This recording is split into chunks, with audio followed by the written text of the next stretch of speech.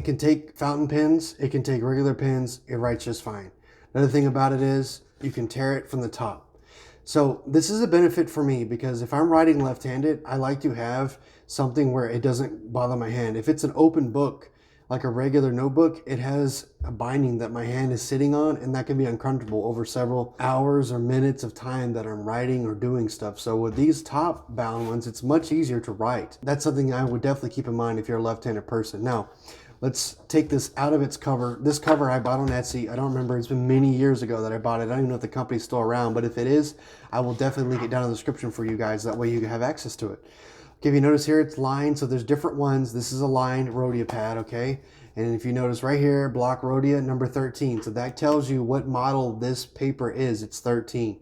It gives you the stuff back here. I don't really know much about it. I just know, hey, this is the size, and whatever this means, I'm not quite sure. So, but it's always worked for me and has since college. So that's been many years ago, so about 10 years. Now let's get to what all of you guys want to see here. Open it up and let's start writing. So the quick brown fox. You notice it's working just fine here, so let's go ahead and write with the left hand. I told you guys before, I have broke this arm when I was younger, so I learned how to write with both hands. So sometimes that's a blessing, and sometimes it's a curse. It helps me when I take notes because my hands do not get as tired because I can write with both hands. So, brown fox. I'm doing this for time's sake. So if you notice here, there is no bleed through or anything, and it doesn't push into the next paper. So that's something you want to pay attention to with a lot of cheaper papers is, even if you're using a regular pen, this is a Fisher Space Pen, by the way, that if you use cheaper paper and you start pushing down to write in it, it will leave impressions here on the next page. And in Rhodia, I do not have that issue. So that's something to keep in mind if you're not a fountain pen user. Now, for those of you that are fountain pen users, let's get into it right now. This is a Lamy 2000, which I definitely use as one of my dailies. And if you notice here, I hold it extremely high up. I will start with the left hand this time.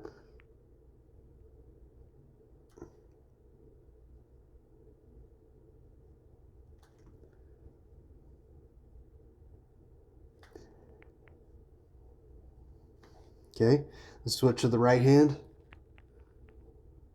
And you see with the Lamy 2000, I did this in the review about it being in the sweet spot, and that's exactly what I'm talking about. If you notice right there, it has to be in the sweet spot or it will not write correctly. So, and when I write with my right hand with this pen, it's very difficult for me to reach that. So if you notice, it's a little more easier to do. So if you notice right here, this is a fine nib on a Lamy 2000. You look behind, little bleed through right here, little bleed through right here. So if you notice here, I did stick the pen down in order to get it to where it needed to go, but that's an extremely rare occurrence, and honestly, it wouldn't affect that in any way, in my opinion. That's something you want to keep in mind with. If you are a person that pushes down, then please do keep that in mind. All right, now let's get to the big one. So this is a Montblanc 149, and I've done a video about this pen as well, so let me go ahead and start writing with this one.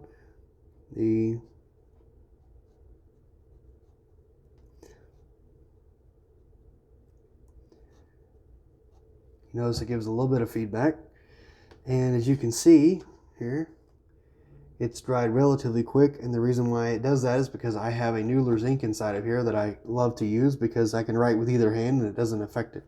There are inks that are wetter, and if you prefer wetter inks, that's fine, but if I were to decide with my right hand, that is a detriment a lot of times because I end up getting blue right here on my left hand. Let me do the left here.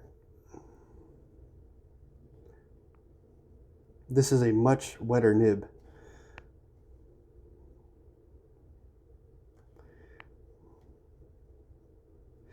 All right, there we go.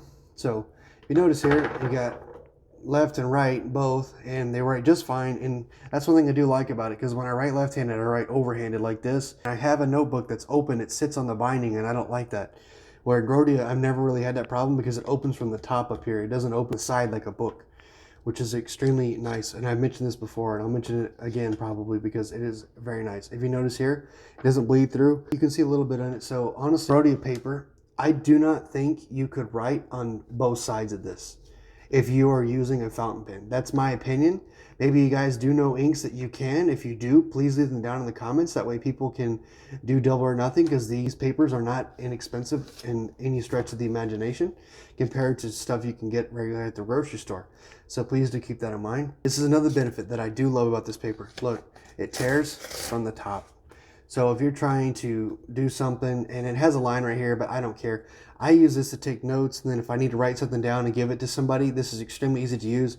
This is why I have it in this pad, because when I'm in meetings or I'm trying to take notes really quick on something, I can open this up and then start writing in it, and then if I have to tear it off for whatever reason, I can.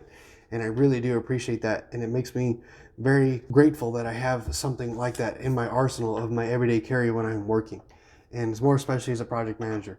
So this is something that I definitely would suggest, that if you are looking to add anything to your daily routine as far as note taking and things of that nature, there are larger Rhodia pads than this one. This has just been my preferred one for many years because it is very small and it's easier to fit in any kind of bag that you're going to be carrying, and it's not very cumbersome. And you also have the top bounding here. For daily content, please follow my Instagram page, a link down in the description. And if you want to contact me, that's the best place to do it. And if I haven't entered subscription yet, hopefully today's the enter subscription. And for the end video, I'm going to leave Montblanc 149. And y'all have a wonderful day.